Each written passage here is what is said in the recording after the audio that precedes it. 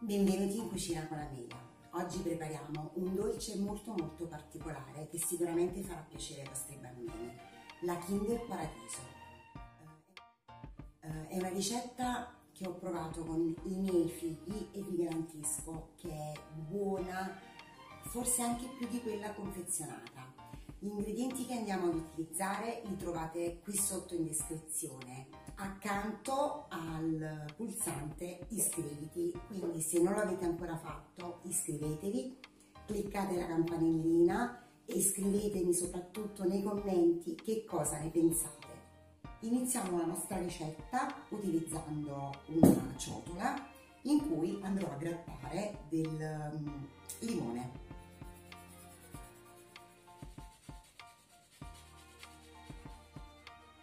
Aggiungiamo nella ciotola lo zucchero a pelo,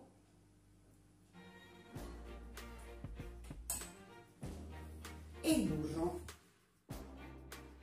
Con l'aiuto delle fruste elettriche andiamo a lavorare il burro con lo zucchero a pelo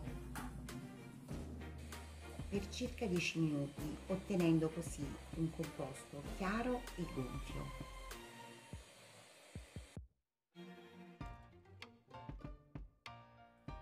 Il nostro burro è montato. Adesso aggiungiamo un pizzico di sale e andiamo a lavorare le uova.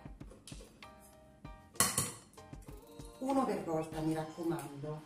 Inserite il secondo soltanto quando il primo sarà completamente incorporato.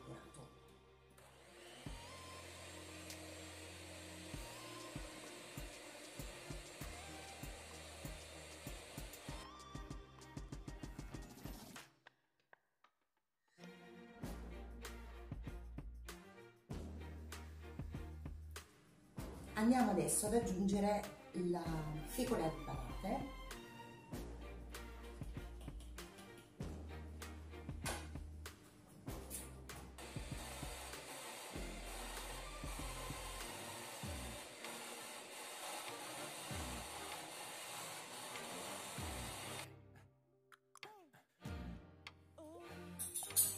e adesso aggiungiamo un cucchiaio per volta la farina che io ho precedentemente setacciato.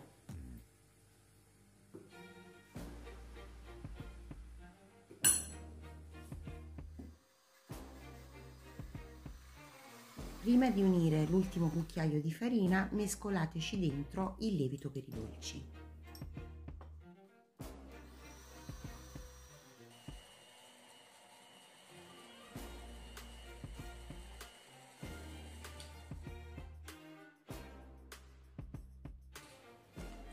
L'impasto della nostra Kinder Paradiso è pronta. Io ho preso uno stampo da 6 porzioni e l'ho rivestito di carta forno. Voi potete tranquillamente imburrarlo e infarinarlo. Versiamoci dentro l'impasto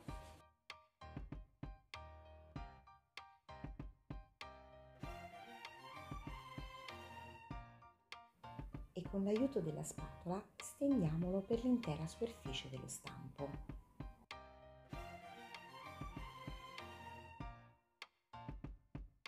Cercate di livellarla completamente per tutta la superficie, in modo che in cottura venga uniformemente la stessa altezza. Adesso non ci resta che infornarla nel forno preriscaldato in modalità statica per 35 minuti a 170 gradi. Controllate bene la cottura perché ogni forno è a sé, con uno stecchino che dovrà rimanere bello asciutto. Andiamo. Ora che il nostro dolce è pronto, lo facciamo freddare bene e lo tagliamo in due.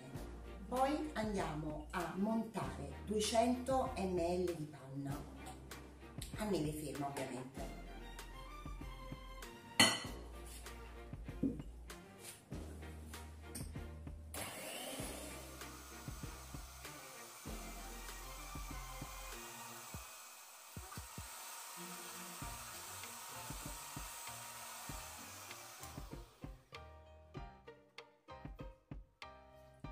Ora che la panna è montata a neve ferma, ci aggiungiamo 80 ml di latte condensato.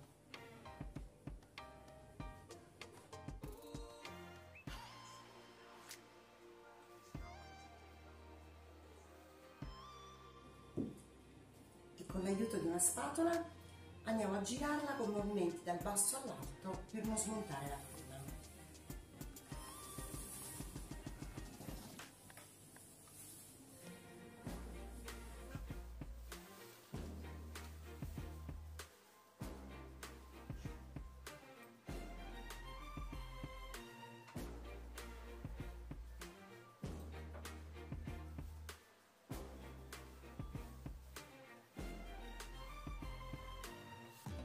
Adesso non ci resta che farcire la nostra torta. Con l'aiuto di un coltello andiamo a sollevare la parte superiore della torta e la appoggiamo su un altro ripiano.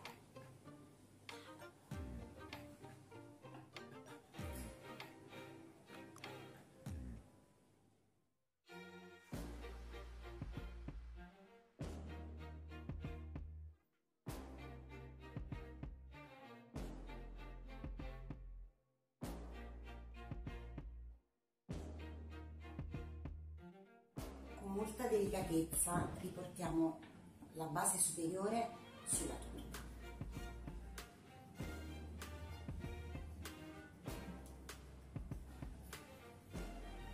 Ecco qua. Cospargiamo la torta di zucchero a velo.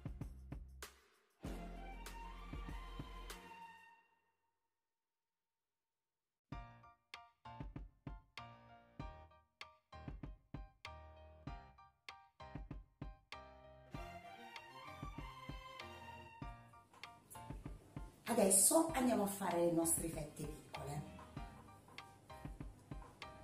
Il pan di Spagna è molto morbido, quindi sarà veramente una passeggiata riuscire a tagliarla in pezzi piccoli.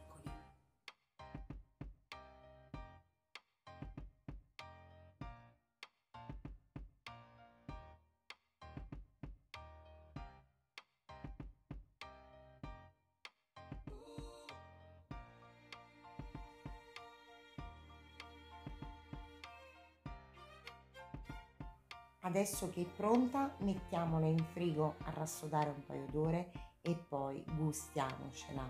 Alla prossima in cucina con Amelia.